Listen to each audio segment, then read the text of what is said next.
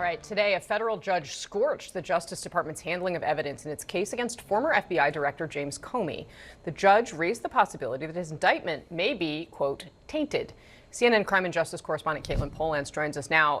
Caitlin, can you explain the judge's issues here? Yeah, this judge in the Eastern District of Virginia, William Fitzpatrick, he's looked at the grand jury record. He's also looked at evidence in the case against James Comey, and he's seeing some issues in it, issues that Comey's team will be able to grab onto and potentially run with to the point, Casey, where they can ask and maybe even succeed in having this case dismissed against the former FBI director. The main issue the judge raises is the possibility that tainted evidence that the Justice Department shouldn't have been able to use in September when they took this indictment of James Comey to a grand jury, that they shouldn't have been able to use that evidence. It could have spoiled things. That's one possibility. The other thing that is also potentially a really big issue for the Justice Department and specifically the prosecutor on this case, Lindsay Halligan, the interim U.S. attorney, is the possibility that the judge says Lindsay Halligan misled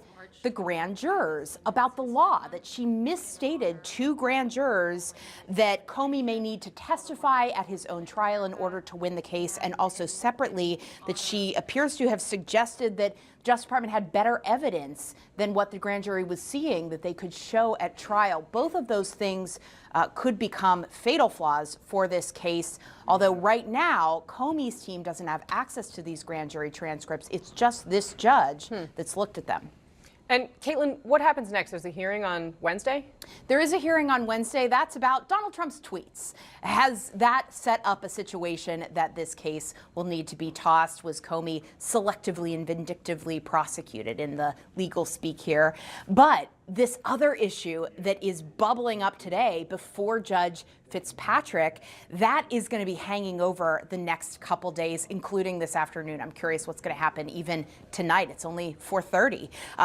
There is a situation where the Justice Department is fighting really hard, really fast to try to keep James Comey's team from getting access to these grand jury records. They've already gone back to the court and said, we want to stop this. We don't want him to have them, because once he gets them, then James Comey's team can start picking apart the same things that this magistrate judge has already looked at and then formally asked for the case to be dismissed. Some of those filings, if they do get access to these grand jury materials, some of these filings from the defense team would be due next week, right before Thanksgiving.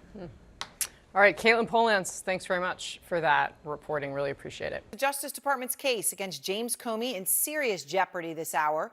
A federal judge coming out and raising concerns that the whole case could be tainted by profound missteps and government misconduct by Trump's handpicked prosecutor, Lindsay Halligan. Halligan was, of course, Trump's personal attorney who had never prosecuted a case before her role with the Justice Department.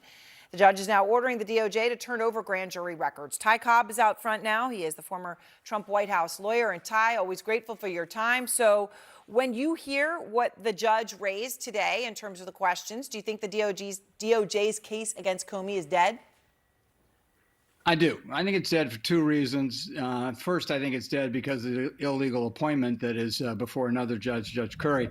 But Magistrate Judge Fitzpatrick's opinion today will be taught in law schools for 50 years as the epitome of prosecutorial misconduct.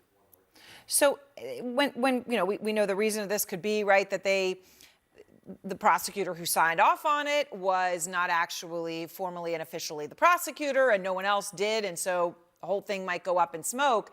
That's Lindsay Halligan. Is she specifically to blame for this case falling apart? She, in large part, yes, but this opinion today is, I mean, it's really extraordinary. Misconduct at this level is, you know, almost never seen, and the judge was not solely focused on Ms. Halligan, but focused on the FBI's wholesale abuse of the Fourth Amendment and their rummaging around in privileged information and mishandling of the privileged information. You know, that alone would be a basis to exclude evidence, but it's also a basis, given how intentional it was, as the judge noted, given the fact that the FBI general counsel and the agent who went into the grand jury were both informed prior to the grand jury appearance that they had been exposed to serious privileged information, and they used that to shape their presentation to the grand jury. That's fundamentally wrong. But also on the Halligan point, her time in the grand jury is extraordinary. She told the grand jury basically that Comey didn't have a Fifth Amendment right at trial to refuse to testify, and therefore he would be able to, give his explanation as to the events and counter the government's evidence, which the judge noted appropriately was burden shifting. And moreover, she told the grand jury in an extraordinary statement that not to worry about the record with which they had been presented because the government had better evidence at trial. That's like saying, please indict this person because we don't have time to indict innocent people. It's just way, way, way out of bounds. And frankly, it would be a basis to have her disbarred. And because Pam Bondi twice affirmed the legitimacy of her presentation, it would be a basis to have Bondi disbarred as well. That's stunning. Which is really stunning. I mean, we know Halligan, of course, had not prosecuted a case before this, but to say, as you to put it in black and white with the implications that that could be both for her and Pam Bondi, it is stunning. I want to ask you one other thing, Ty. Well, yeah, go ahead. Aaron, if you don't mind, there is one other extraordinary event here, which is there's a missing 2 hours and 20 minutes, which puts Rosemary Woods in the grand jury 17 minutes. Yes, and keep in mind that included the rejection of the government's initial indictment and the submission of a second indictment. There's no record of that, and the judge makes the point it's impossible to believe that there weren't communications between her and the grand jury. Where are they? It's like, where are the missing tapes?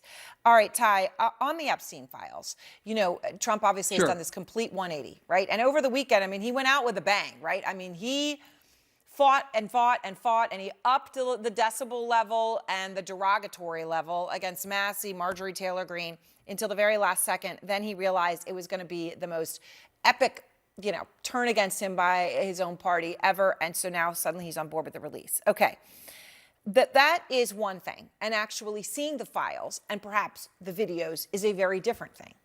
So are we going to see them?